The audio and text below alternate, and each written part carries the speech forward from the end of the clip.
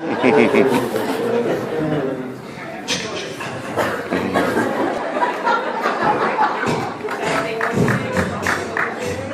the question. I was beatboxing. I did not know I could beatbox. And I can't. It's a rapping machine. You go ahead. I'm on a roll. You don't get in my way. I feel like you wrote Mariana as a much more mature character than Ted. And she kind of facilitated the meeting between Ted and... You speaking of the mic? I'm not sure. Yeah. Do you need me to try? Is that better? Well, I just saw everybody. You want me to start over? No. So I feel like she facilitated the meeting between Ted and his father. Do you think if you had written Mariana as a different character, or even if Ted had met a different nurse at the beginning, that maybe he wouldn't have reunited with his father? Oh, sure. Mariana is an instrumental person in his life, and I think that's, when you write a love story, which, there's a love story in the book.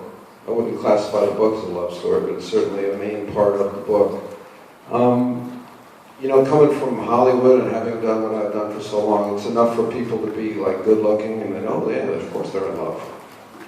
That's kind of what makes sense in movies. Or it's just bullshit, right? So I thought in a novel could really make like soulmates, whatever that term is. But where you look back on it and you go, oh, they complement one each other, they fit together. So I think Mariana has something that Ted lacks, and Ted has something that Mariana lacks. And I think that's why they can end up together. So yeah, it was instrumental that she be that type of person for the book for the story to play out. Thank you.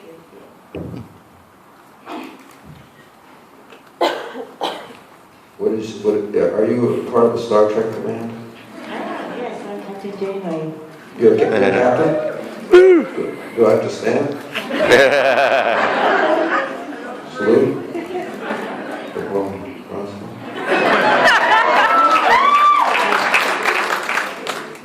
Just bad time to tell you I'm a total original Star Trek guy, and I'm not down with that shit. Go ahead and ask a question anyway.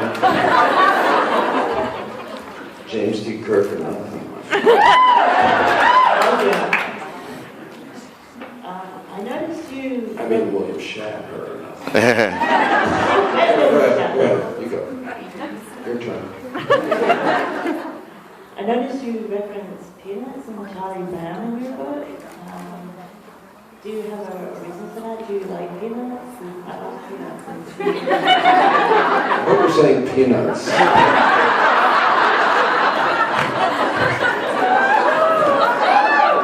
There you are, right? Clear. Say it again. Where did the Peanuts reference come from? Still not sure. Good. To be clear, peanuts. I don't know where that came from. The point of view of the narrative of the book is I don't know what you classify it in school, third person omniscient or something like that, but it's mostly inside Ted's head. It's mostly a portrayal of his thought processes. Mostly stuff that Ted would be interested in, and I think that, as I was writing, it struck me that Ted might have had that. He's stoned, he's free associative. It's kind of gave me liberty. The fact that he was stoned so much gave me liberty to free associate as the narrator. The narrator being a little stoned at times too. Not me writing, but the narrator. So. There's a bunch of references to popular culture, music, stuff that pops into one's head if one is free associating and or stoned. I like Peanuts, though. I do like I like I loved it when I was a kid. The comic strip and the Christmas show. Great pumpkin. Hello. I have a character development question for you. Is there a character that you've played or written that as you develop the character, you learned something about yourself in the process? And if so, what character and what did you learn? I don't know. I'm not sure. I think I learn stuff when I write or when I act or when I do anything. I think I learn, and I think sometimes you learn about yourself. But no, in a way, these characters. It's a funny process writing in that you begin to write. Writing is very tough. I find it tough, and you start to at some point, if what you're writing is going to work, at some point the characters almost start speaking to you, or you start hearing in their voice. You start hearing just their dialogue or their mood or the way they think in your own head.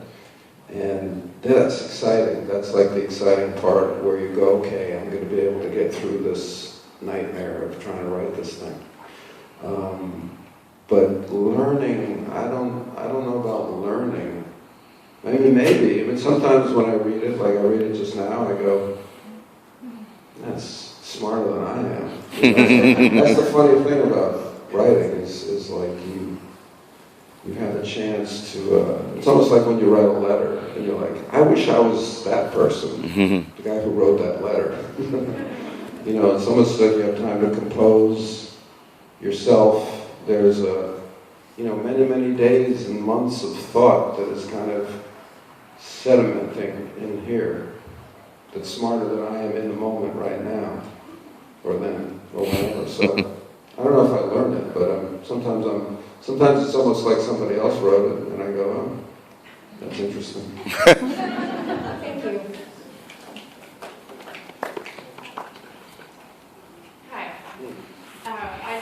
First I wanted to say that we have a saying in the doula world about contractions. What word?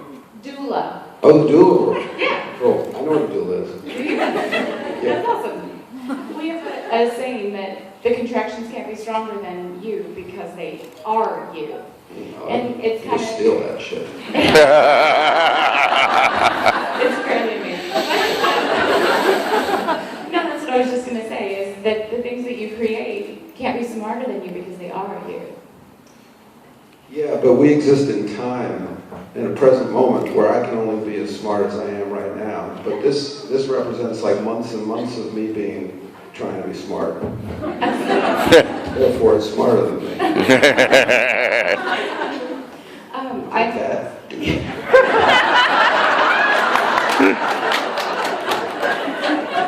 But I kind of agree with you. I know what you're saying. I think that's true. My question is about, I like many aspects of Ted and Marty's relationship, and one aspect that spoke to me personally was their relationship with baseball, because the only time that my dad was ever happy when I was a kid was when we were at a baseball game. And baseball games became sort of our escape. And I have a very fond place in my heart for them, so I was wondering about your experiences with your kids in baseball. I think a doula should be like a superhero, right? Wouldn't that be a good superhero? We do wear capes sometimes. Yeah.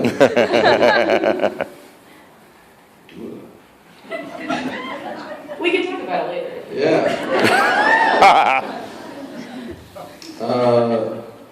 My experience with baseball with my kids, not so much.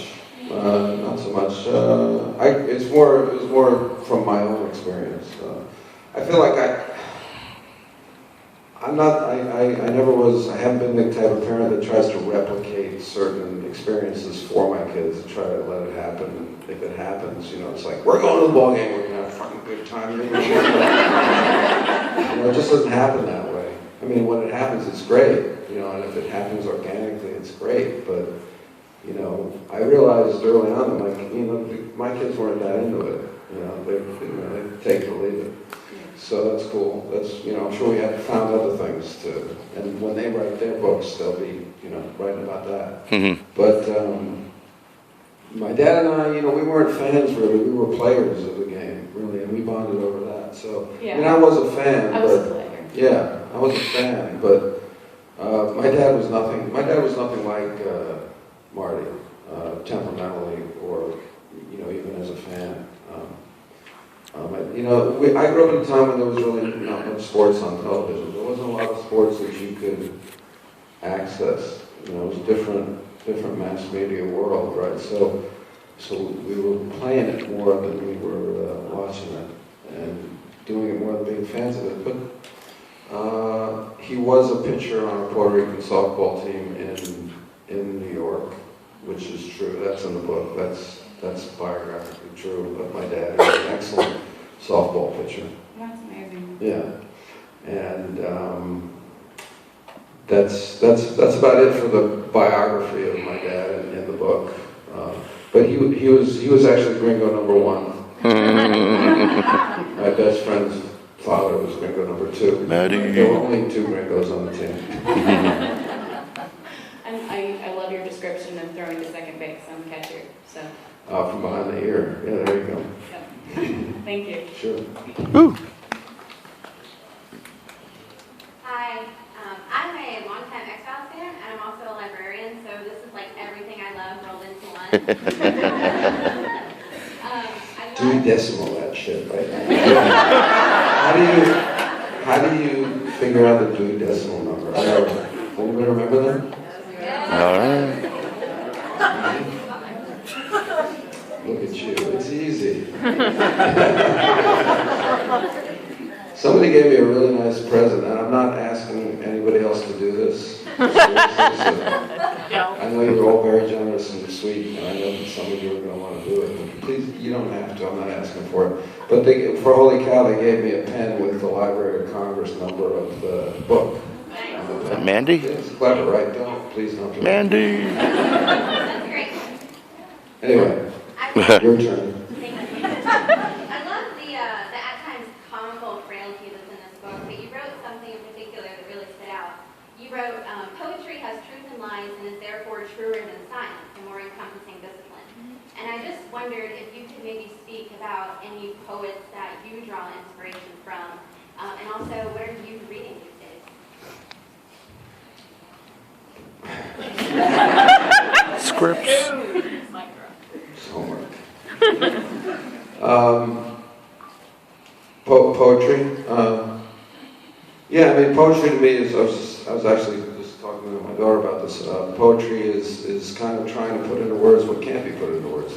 That's the game of poetry, right? Why make it a poem? You know, why not just write it if you think it or feel it? Well, I can't. It's something that can't be quite gotten at in declarative sentences. So I'm always drawn to it that way. And you know, lyrically, I've begun to write lyrics as well, and that's a different thing. That's different from writing poetry because you've got the music to cover a lot of ground behind it. So that's another game that I like playing. My favorite poets,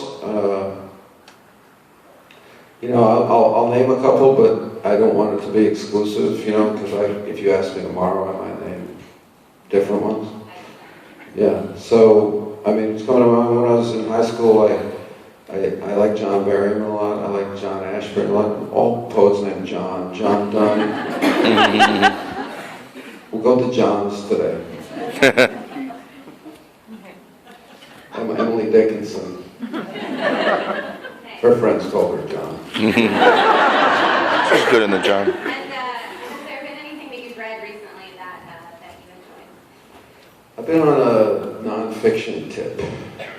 So, been reading a lot of Jeffrey Toobin. I got inspired by the OJ, the Fox thing. I was like, like an idiot. I just went down. read the Toobin book. He's a really good legal writer. He wrote a book on Patty Hearst. Just came out. He wrote a book on the recount when Bush stole the election. Jeb Bush stole the election. True.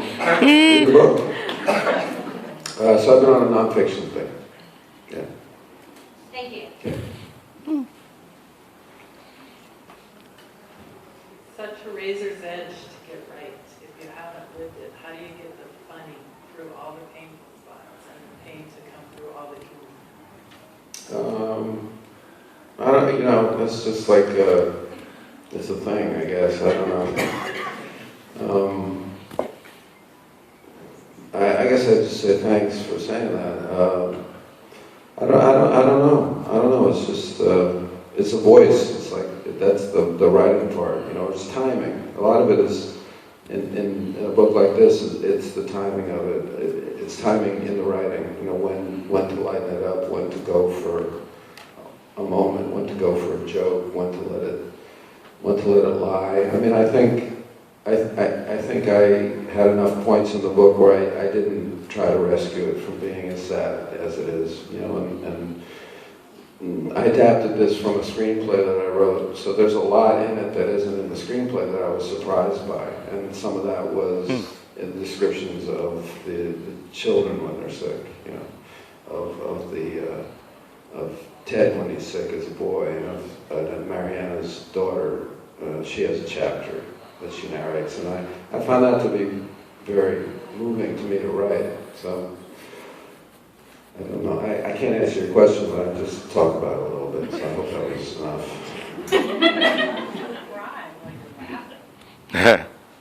Is it?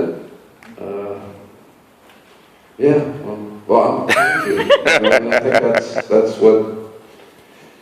When I conceived of it as a movie, I wanted it to be, you laugh, you cry. I mean, to me, those are the best movies. To me, those are the best books. To me, that's what art gets at.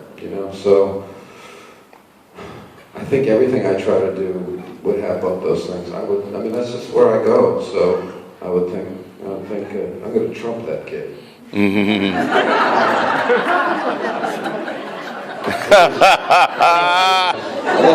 Oh, I just would.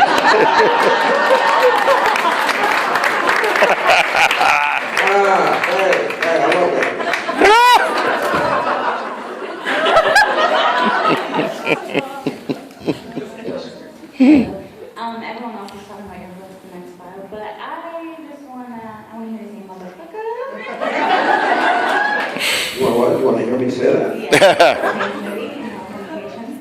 No, I know where it's from.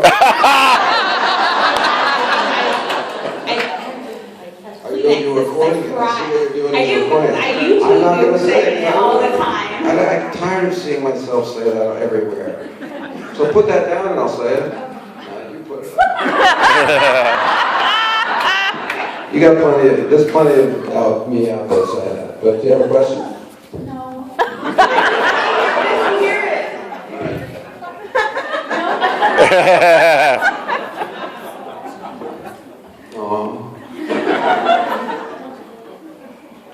You're coming towards me with that face, and I go, your heart's broken. No, it's not. All right, thank you for all your books. And when I have a favorite book, I kind of like to go back and revisit it every few years. Do you have any books that you pick up and reread every now and then, like an old friend? Yeah, I read American Pastoral like every 5 years, it seems, by Philip Roth. But there's so many books I haven't read. That's the problem. I'm embarrassed to tell you. My daughter is reading Anna Karenina now for summer reading, and I never read it. And shh. Yeah. Motherfucker. Timing. It's just something about being commanded to do something. Something in me is against it. feeling like a trained animal. Yeah. That's all. So my apologies, but there it is. Sorry you had to hear that. Thank you. Hi, from one author to another, what is your writing process? I like research, but I'm lazy. I think research is indispensable for most anything you're going to write, because truth is truly stranger than fiction, and when you start researching something, it just takes you places story-wise that you might not get if you just sit there trying to imagine what things are. I've had research assistants. I had somebody that I hired to research some stuff for Bucky and for this thing that I'm writing now. So I am truly lazy that way, but and I think you can Google stuff now. You know, like research that game changed a little bit. I think we can all Google. I don't know how lazy I have to be. But when I'm writing, I get up early and I try to write before the sun comes up, and I try to write till about noon if I can. I don't know, I just like writing when everybody else is asleep. I feel like I'm getting away with something. Yeah. Hello. Hey. I wanted to know, we're talking about books, but have you ever read a graphic novel? If you have a favorite? You know, I don't really know graphic novels, but there's somebody, a friend of mine has been talking to me about adapting Holy Cow, the previous novel, to this one into a graphic novel. So I am going to read a few, and do you have any you'd recommend? Because I don't really know them. There's too many, right? Well, it's not the X-Files one. So this would be, I mean, Holy Cow is not in that kind of vein. It's, I don't know what vein it would be in. I don't know, I have recommendations. You don't have recommendations? I mean, Jeff Johnson's one of Justice League. That seems like more of your take. Say that loud. Jeff Johnson's Jeff Johnson. All right. I know it's an interesting art form. It's really interesting art form, and you know, I've seen discussions of them by people I respect who really love that area of writing. Or since you hate movies, you might like Sex Criminals. What's Sex Criminal? It's about this book about this Liberian actress. Every time they have sex, time freezes. A librarian and a what? A Liberian and an actress, or actress, and every time they have sex, time freezes.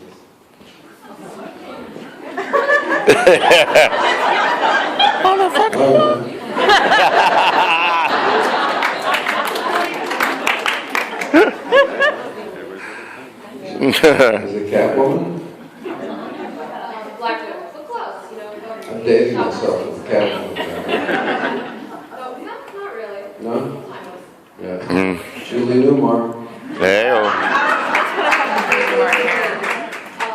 A little bit. I really dig the conversationally tone of your book and how it's kind of going through different frames of thoughts and things. And so when you're writing this, I don't know if it's some people when they're writing like that, they'll just record them kind of talking and follow that, or do you just kind of write out trains of thought for everyone? Yeah, and no, you're I like, just oh, kind of I'll write it grab out. out of here and- Yeah, no, I don't record.